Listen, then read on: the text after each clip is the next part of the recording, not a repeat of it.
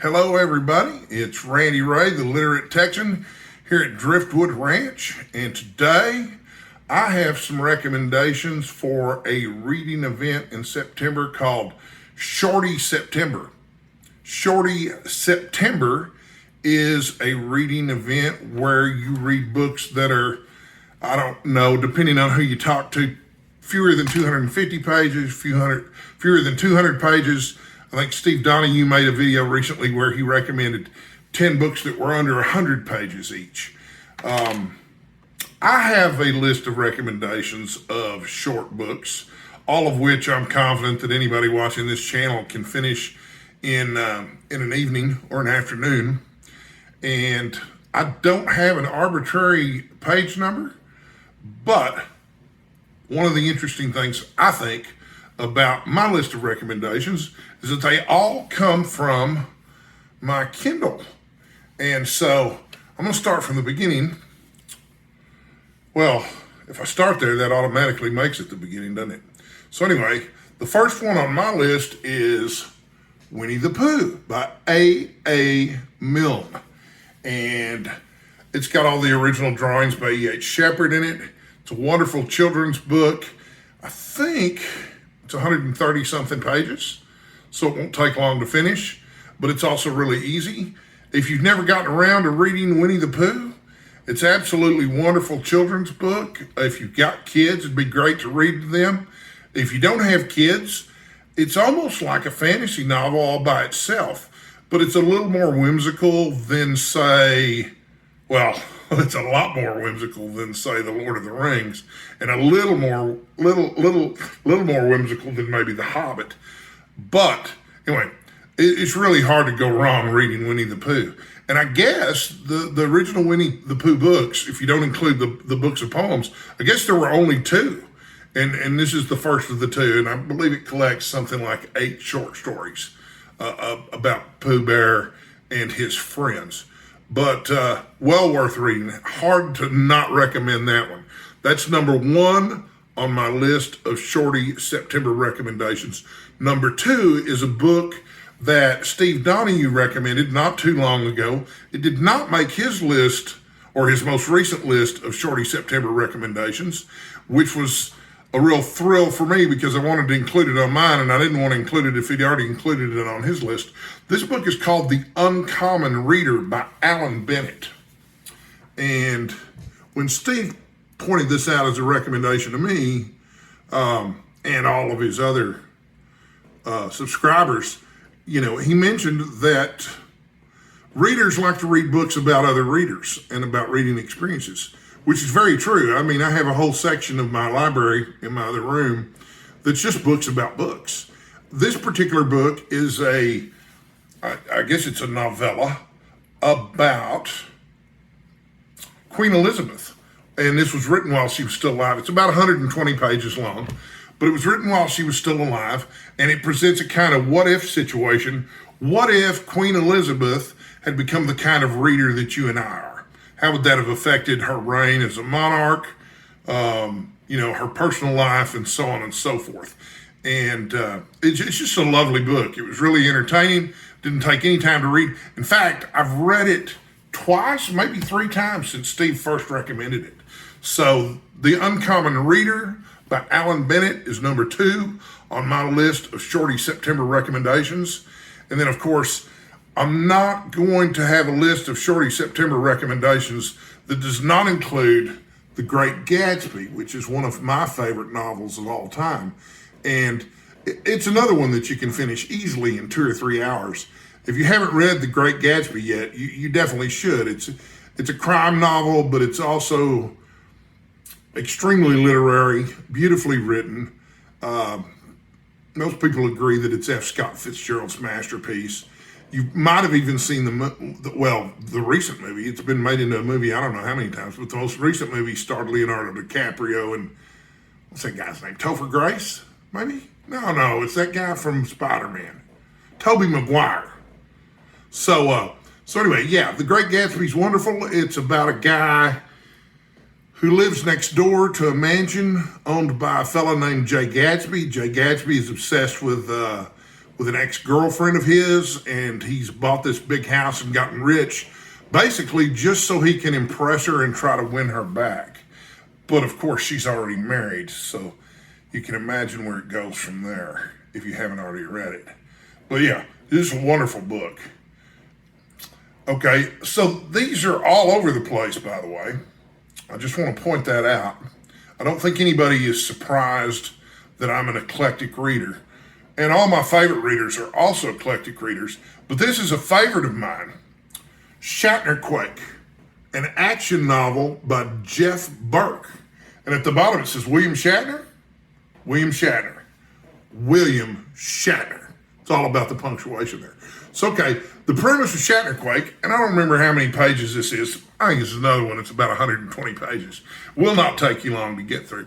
But the premise of Shatnerquake is that William Shatner is appearing at ShatnerCon, which is a convention devoted just to William Shatner. But the Bruce Campbell fans, and I don't remember what their name is in the book, but they're the sworn enemies of the Shatner fans. And so they've created a reality bomb that's going to wipe out William Shatner and all of his characters from reality completely, that they're going to detonate at ShatnerCon. But it doesn't work correctly for whatever reason. Something happens and the reality bomb doesn't work correctly. But instead of destroying William Shatner and all of the fictional characters that he's portrayed, it brings all of the fictional characters that William Shatner has ever portrayed into this universe, where they're all vying to be the one true William Shatner. So it's like this giant death match of Denny Crane, Captain Kirk from the original series, Admiral Kirk from the movies, William Shatner from the Priceline commercials, and so on. It's absolutely hysterical and wonderful and weird. I believe it's considered bizarro fiction. That was the genre that I saw it listed in when I found out about the book. So anyway, yeah, if you're into Star Trek, if you're into William Shatner, if you're into funny stuff, yeah, Shatnerquake's a really good one.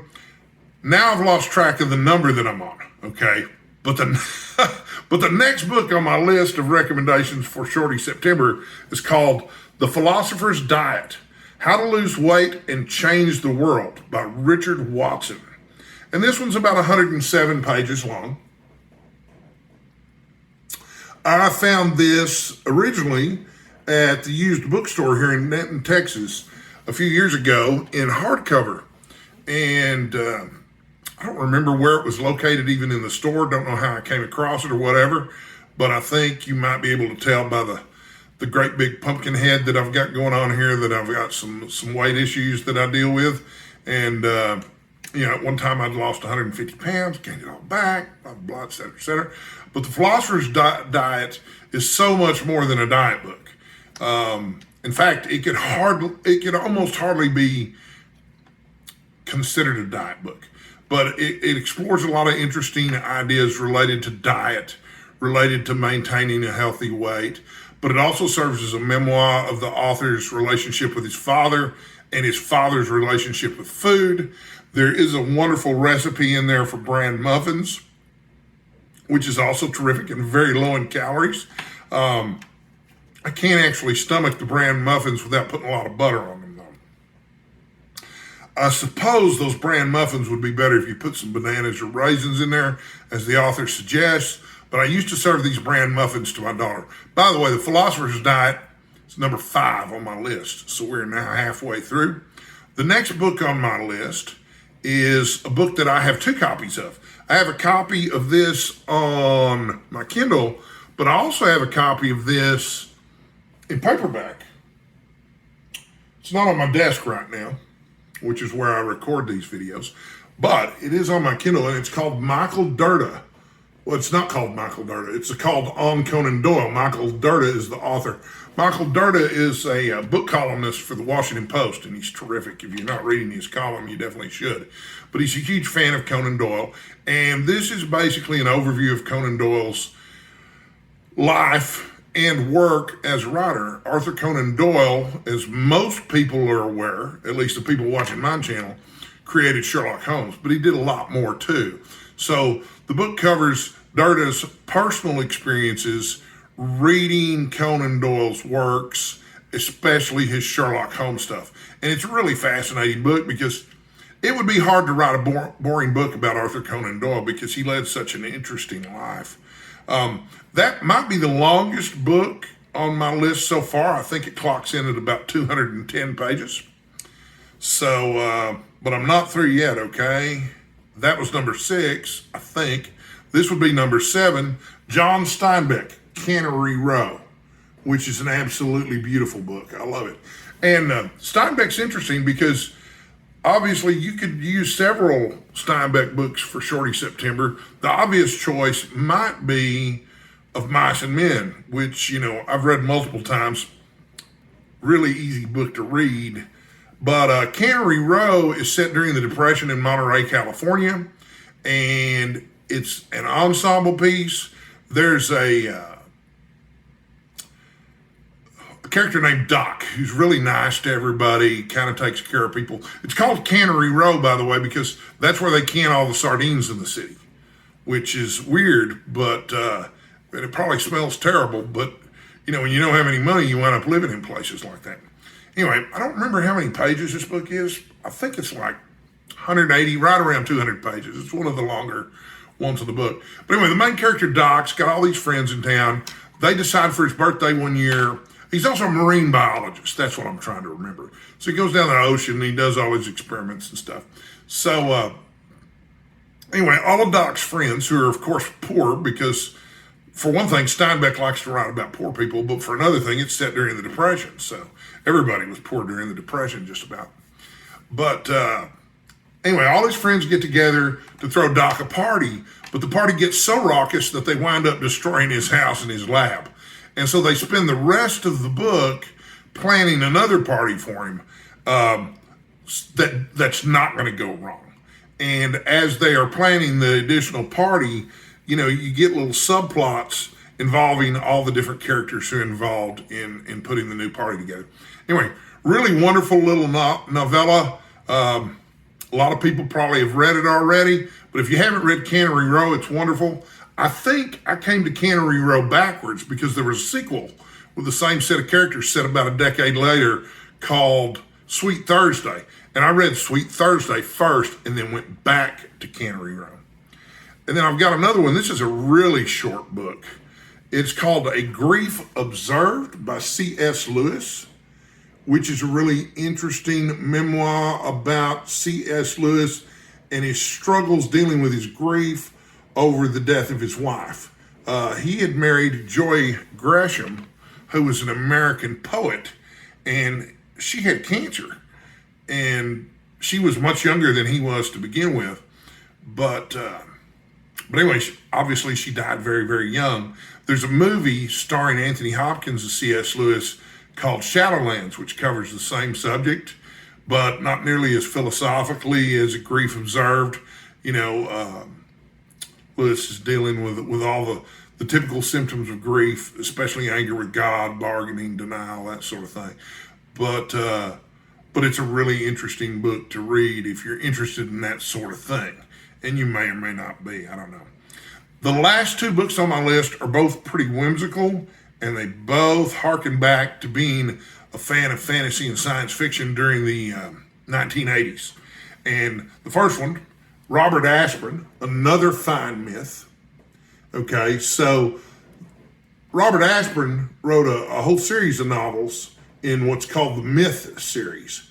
And all of the titles are puns. Another Fine Myth refers back to Laurel and Hardy.